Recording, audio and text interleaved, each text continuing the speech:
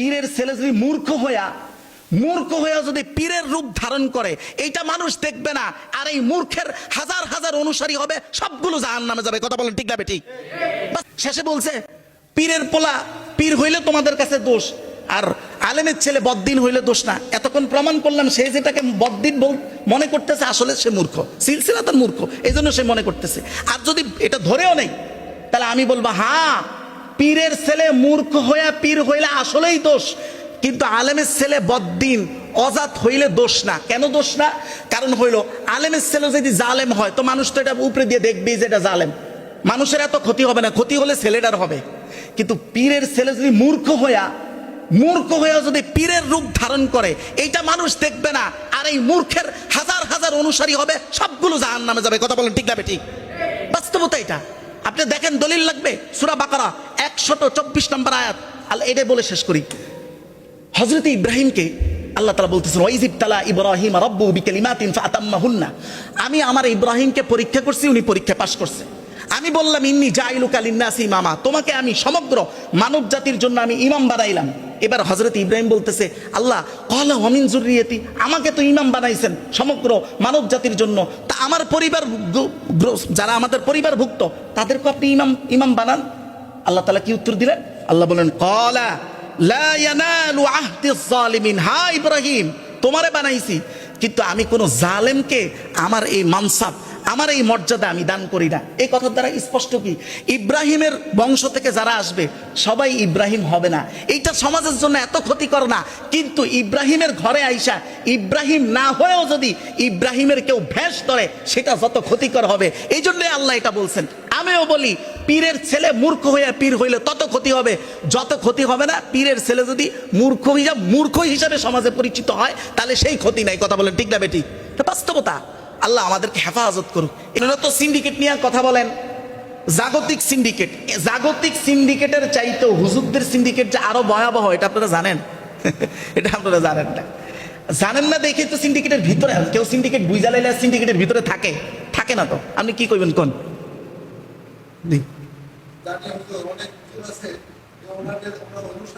হ্যাঁ,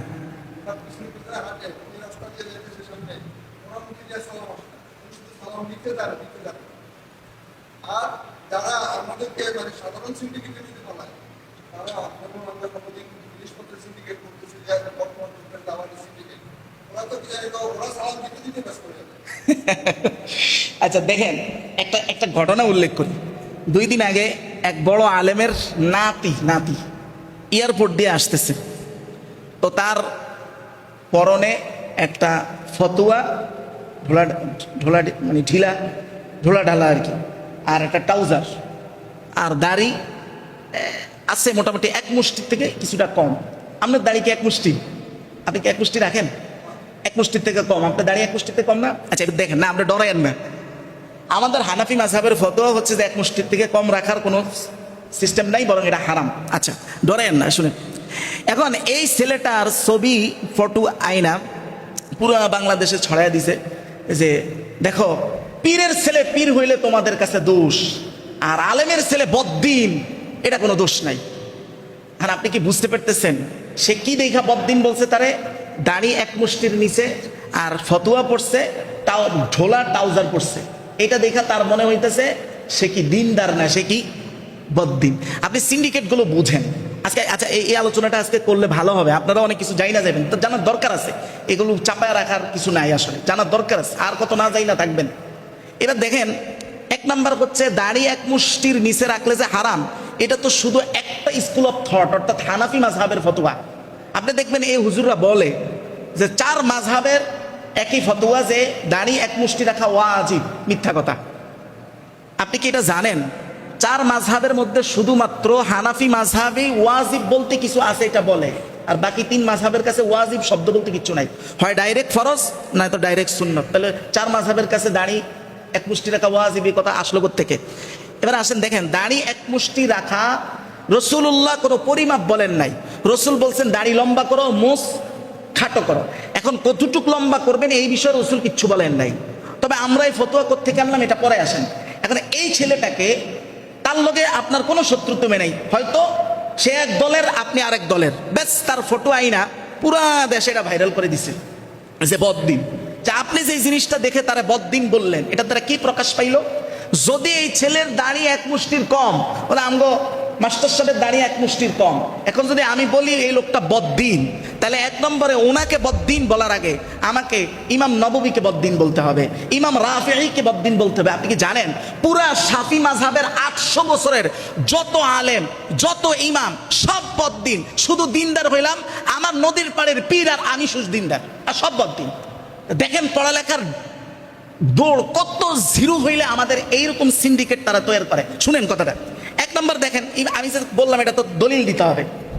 আল আরা আল ফিকহিয়া আল মুআসারা এর 1 নম্বর খণ্ড 293 নং পৃষ্ঠার বর্ণনায় স্পষ্ট বলা আছে, ইত্তাফাকাশ শাইখান ইয়াকরাহু হালকাল লিহইয়া আল মাকসুদ বিশ-শাইখান আল ইমাম আন-নাওয়াবী ওয়ার রাফিঈ।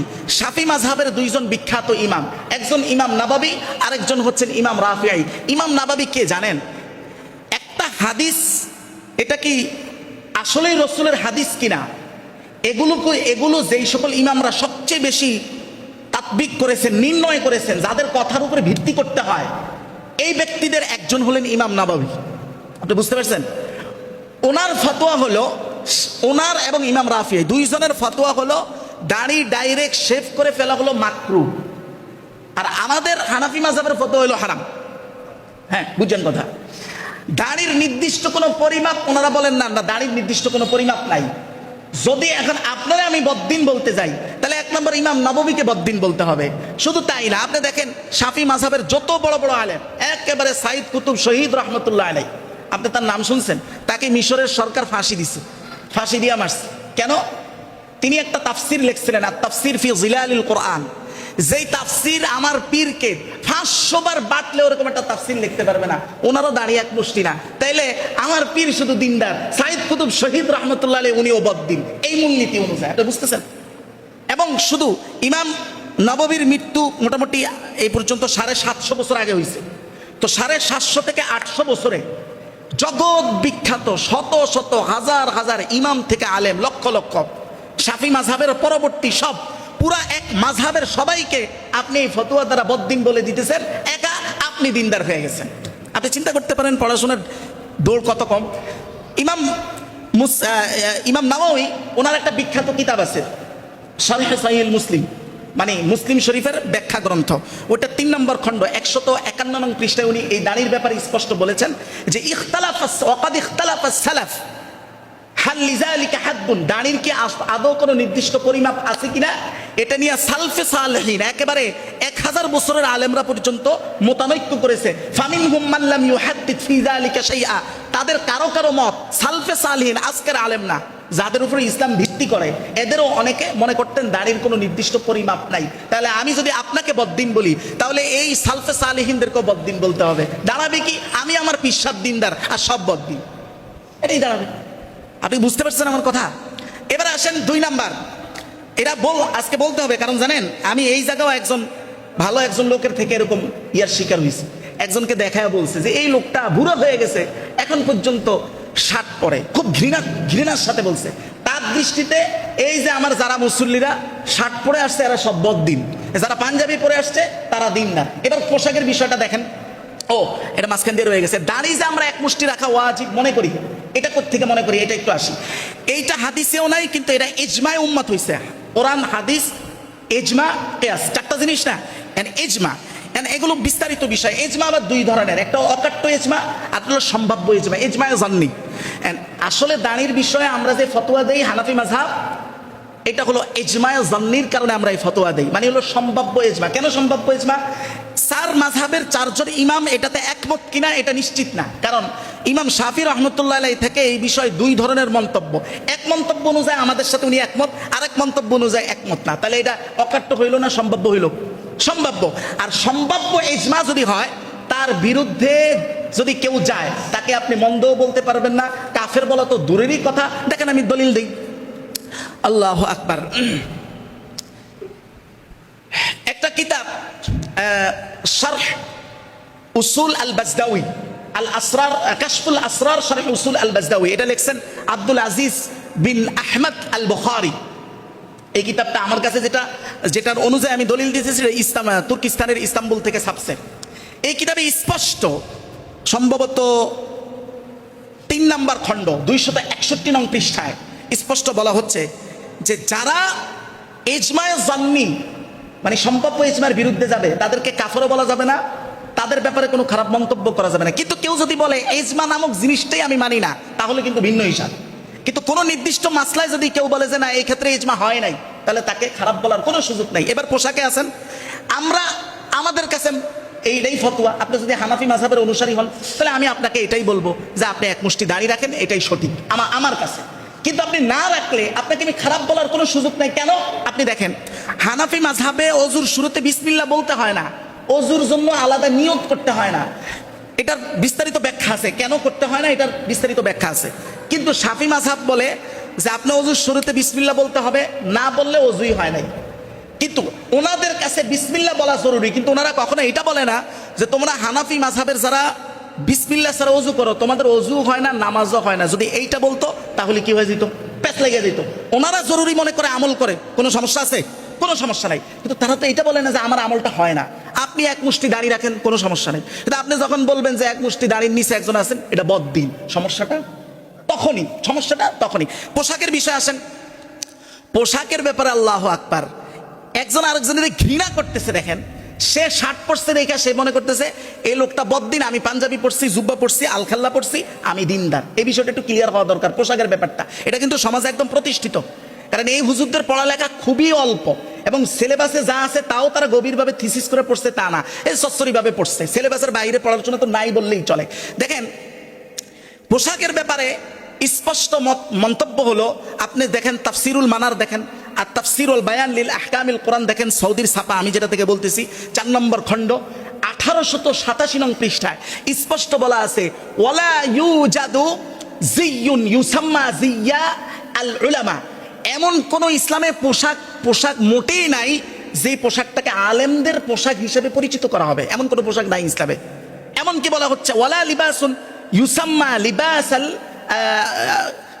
লিবাসাল মুসলিমিন লিবাসাস সালিহিন। এমন কোন লিবাস মানে তো পোশাক নাকি, এমন কোন পোশাক নাই যেটা সৎ মানুষের পোশাক হিসেবে ইসলামে পরিচিত, এমন কিছু নাই। তাহলে কি আছে বলা হচ্ছে ওয়াকাত কানা নবী সাল্লাল্লাহু আলাইহি সাল্লাম ইয়ালবাস কামা ইয়ালবাস কওমু। এই যে আমরা যে জুব্বা, রাসূল যে জুব্বা পড়তেন, এগুলো কোত্থেকে আসছে আপনি জানেন? এখানে স্পষ্ট বলা হচ্ছে ইমামাতান ওয়া ইজারান ওয়া রিদাআন রুব্বামা সাওবান কামিসান জুব্বাতান। এই জুব্বা মানে জুব্বাই, আরবি জুব্বা এটা ওই একই শব্দ। রাসূলুল্লাহ সাল্লাল্লাহু আলাইহি সাল্লাম তৎকালীন সময় ওই সমাজের কাফেররা পাগড়ি পরতো, ওই সমাজের কাফেররাও জুব্বা পরতো, এরকম আলখাল্লা পরতো। ওই সমাজে যে কাপড়টা পরা হইতো রাসূলুল্লাহ ওই কাপড়টাই পরতেন, ওটাই আমাদের পর্যন্ত এসছে। তাহলে এখন মূলনীতি কি? মূলনীতিটা বুঝেন। মহিলাদের কথা বলতেছি না, পুরুষের মূলত নাভি থেকে হাঁটু পর্যন্ত হলো ঢেকে রাখা ফরজ। এতটুক উলঙ্গ থাকলে কিন্তু আপনি কবিরা গুনার শিকার হবেন প্রতি মুহূর্তে। এতটুক ঢাকার পরে, এতটুক ঠিক রাখার পরে আবার আপনার পোশাকটা ঢিলা ডালা হতে হবে, আপনার অঙ্গগুলো একদম বাঁকে বাঁকে বোঝা যায়, ওই যে টাইট প্যান্ট এগুলো কিন্তু হারাম। প্যান্ট পরছেন, শার্ট পরছেন, কোনো সমস্যা নাই, আপনার এখান থেকে একটু ঢাকছে না, ঢাকছে তো, আর ঢোলা ঢিলা হয়েছে। এরপরে আপনি যে কোনো পোশাক পরেন, আপনাকে তিরস্কার করার কোনো অধিকার ইসলাম টোটালি দেয় নাই। আর সে বলে যে এটা বদ্দিন। চিন্তা করছেন পড়ালেখা, সে বলে যে বদ্দিন, হ্যাঁ দিনদার। তাহলে বোঝেন আমাদের অবস্থাটা কত বেগতিক। এখন এই যে বলে না পোশাকের সুন্নত, আমি একদিন বলছিলাম ভাই পোশাকের কোনো সুন্নত নাই, একজন বলছে না পোশাকের সুন্নত আছে। আসল কাহিনীটা বুঝেন, সুন্নত 2 প্রকার। সুন্নত কয় প্রকার সবাই বলেন না, কয় প্রকার? একটা হলো সুন্নতে মুআক্কাদা, আরেকটা হলো সুন্নতে জায়েদা। বুঝেন বিষয়টা। এই যে আপনারা নামাজের পরে সুন্নতটা না পড়ে চলে যান, এটা সুন্নতে মুআক্কাদা। এটার জন্য একাধিক দিন যদি না পড়েন গুনাহগার হওয়ারও সম্ভাবনা আছে। বুঝতে পারছি, এটা নিয়ে পরে বিস্তারিত কথা বলবো। এটা সুন্নত মুআক্কাদা, মানে রসুল যেটা রসুল হিসাবে করেছেন এটা সুন্নত মুআক্কাদা। আর রাসূলুল্লাহ কিছু কাজ করেছেন সংস্কৃতি হিসাবে। উনি যেই দেশে বেড়ে উঠেছেন ওই দেশের পোশাক গ্রহণ করবেন, এটাই স্বাভাবিক। যেই কাজগুলো রসুল মানুষ হিসাবে অভ্যাসগত করেছেন ওগুলো হচ্ছে সুন্নতে জায়েদা। ওগুলো আপনি চাইলে মানতেও পারেন, চাইলে আপনি অ্যাভয়েড করতে পারেন। আপনাকে তিরস্কার করার কোনো অধিকার ইসলাম কাউকে দেয় নাই। অথচ এই সুন্নতগুলো যেগুলো সুন্নতে জায়েদা, ধরেন আসরের আগে 4 রাকাত সুন্নত আছে না নাই? এই সুন্নতটা কি? সুন্নতে জায়েদা, আপনি পড়লে সওয়াব আছে, না পড়লে কোনো কিছু নাই। এখন এই সুন্নত নিয়ে যদি আপনারা কেউ তিরস্কার করে যে তুই সুন্নতটা পড়লি না, এইটা যেমন গর্হিত, কেউ এরকম আলখেল্লার জুব্বা না পড়ার কারণে যদি আপনাকে তিরস্কার করে, ঠিক এটাও ঠিক তেমন গর্হিত। এই যে সুন্নতের উপরে সুন্নতে পোশাকের আমল করতেছে, সে নিজেও জানে না এটা যে কোন প্রকারের সুন্নত। এটা অভ্যাসগত সুন্নত, মানলে সব, না মানলে কোনো সমস্যা নেই। দলিল, আরো দলিল দেখেন, সুনানে আবু দাউদের হাদিস 4093 নম্বর হাদিসের বর্ণনা। রাসূলুল্লাহ বলেন, আবু সাঈদ খুদরি থেকে বর্ণিত, যে ইজরাতুল মুসলিমিন ইলা নিসফিস সাক, এরা দেখবেন বলে পায়ের নলির অর্ধেক পর্যন্ত কাপড় পরা হলো সুন্নত। আসলে হাদিসে এটা আছে সুন্নত, তবে এই সুন্নতটা কোন প্রকার? সে তো আমল করতেছে শুনে শুনে, সে তো নিজে পড়ালেখা করে নাই। এরপরে রাসূল স্পষ্ট বলতেছেন, ওয়ালা হারাজা, হ্যাঁ কোনো সমস্যা নাই, ওয়ালা জুনাহা, কোনো গুনাহ নাই, যদি এইটা ব্যতিক্রম তুমি পড়ো, কোনো সমস্যা নাই, কোনো গুনাহ নাই। তবে খেয়াল রাখতে হবে, পুরুষ হইলে, পুরুষ, মহিলার কথা না, তোমার কাপড়টা যেন টাকনুন নিচে না যায়। টাকনুন নিচে গেলে ওই অংশ জাহান্নামে দিবেন কে?